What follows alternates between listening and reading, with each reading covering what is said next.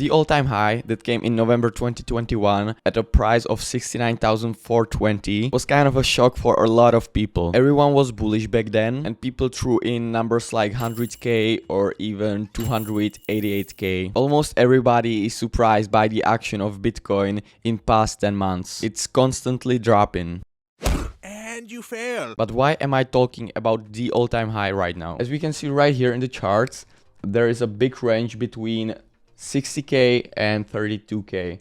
And this all that came in November 2021 was one big fake out. And this usually leads to retesting the support of the wedge. And that happened, but not so many people thought we would go even lower. No one on Twitter, except Peter Schiff, would say we go under 20k again. We just couldn't fall under previous all-time high. It never happened before, everyone said. And to be honest, I didn't expect to go under 20k neither. But why did it all happen? We need to go to the news to find out. On the 4th of April this year, Project Luna, created by a company called Terra, needed just 6 weeks to go from its all-time high at $120 to zero. The stablecoin that Terra provides went from $1 to 60 cents. Terra tried to save the stablecoin by selling Bitcoin worth of billions of dollars. It didn't help and the stablecoin failed the recovery. People started to lose tons of money and stopped trusting the crypto projects. And what happens to Bitcoin charts? This is the week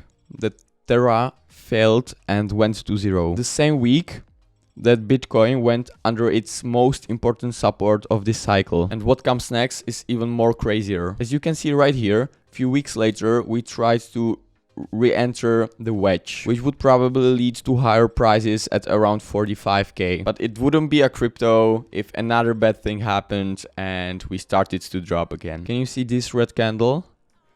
And this red candle? This is a 35% drop. Nice, isn't it? At the beginning of June, one of the biggest crypto hedge funds called Three Arrows Capital, worth over $10 billion just few months before, bankrupt. The markets were so stressed that it took us to 17.5k and it formed new cycle low. Since then the markets are trying to recover and now to recent bullish fundamentals. Even though the price went below Michael Saylor's buys, he didn't sell a coin and bought even more. And then Tesla sold 75% of their holdings and the price decreased only by 2%.